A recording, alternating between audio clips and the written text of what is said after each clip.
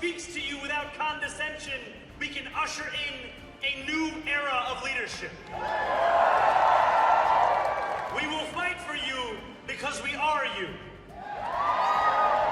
Or as we say on Steinway, ana minkum wa ilaykum. सुना आपने, president Trump के जरिए रोकने की तमाम कोशिशों के बावजूद न्यूयॉर्क मेयर का बेहद चुनौती भरा चुनाव जीतकर इतिहास बनाने वाले पहले युवा मुस्लिम अमेरिकी मेयर बने ज़ोहरान ममदानी ने अरबी में क्या कहा? ज़ोहरान अपनी पहली स्पीच में बोले, अना मिनकुम व अलैकुम। Ana minkum wa ilaykum. जी हाँ, ये एक अरबी सेंटेंस है।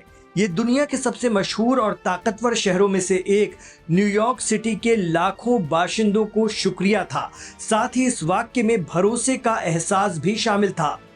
दरअसल अपनी इंग्लिश स्पीच में अरबी का जो फ्रेज, पदबंध या वाक्यांश ज़ोहरान ममदानी ने कहा और जिसके बाद महफिल तालियों से गूंज उठी, अना मिनकुम व अलैकुम, इसका मतलब है मैं आप में से एक हूँ और मैं आपके प्रति उत्तरदायी हूँ। ममदानी की पूरी तरह से इलेक्शन कैंपेन इसी फ्रेज पर निर्भर थी।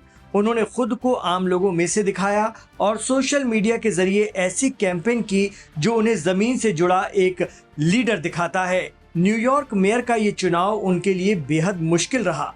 खुद अमेरिका के राष्ट्रपति उनके पीछे पड़ गए थे।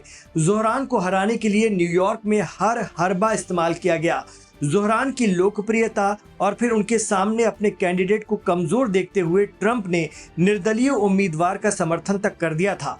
लेकिन इस जीत के लिए ज़ोहरान ममदानी के समर्थकों और कार्यकर्ताओं ने भी जान लगा दी।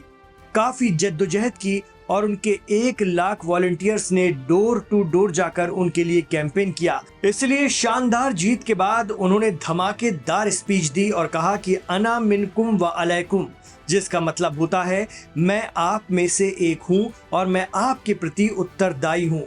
देखा जाए तो उनकी पूरी कैंपेन इसी वाक्य पर थी। भारतीय मूल की मां और मशहूर निर्देशक रही मीरा नायर के बेटे ज़ोहरान ममदानी ने न्यूयॉर्क सिटी मेयर का चुनाव पूर्व गवर्नर एंड्रयू कुओमो और रिपब्लिकन उम्मीदवार कर्टिस स्लीवा को हराकर जीता है। न्यूयॉर्क में 9/11 के बाद अमेरिका में मुसलमानों की जो छवि बनी थी, उसमें एक मुस्लिम का मेयर बनना एक बड़े बदलाव के तौर पर देखा जा रहा है। एक्सपर्ट कहते हैं कि भले ही वो एक मुस्लिम हो, लेकिन वो सभी समुदायों का प्रतिनिधित्व करते हैं। अमेरिकी मुस्लिम समुदाय के लिए भी ये जीत 9/11 के हमलों के 2 दशक बाद एक ऐतिहासिक जीत रही। उन हमलों के बाद मुसलमानों को नफरत, भेदभाव और सरकारी निगरानी जैसी चुनौतियों का सामना अमेरिका में करना पड़ा था। लेकिन ज़ोहरान की जीत ने बता दिया कि मुसलमान अमेरिका के ताने बाने का हिस्सा हैं और जनता ने इसे दिल से स्वीकार किया है।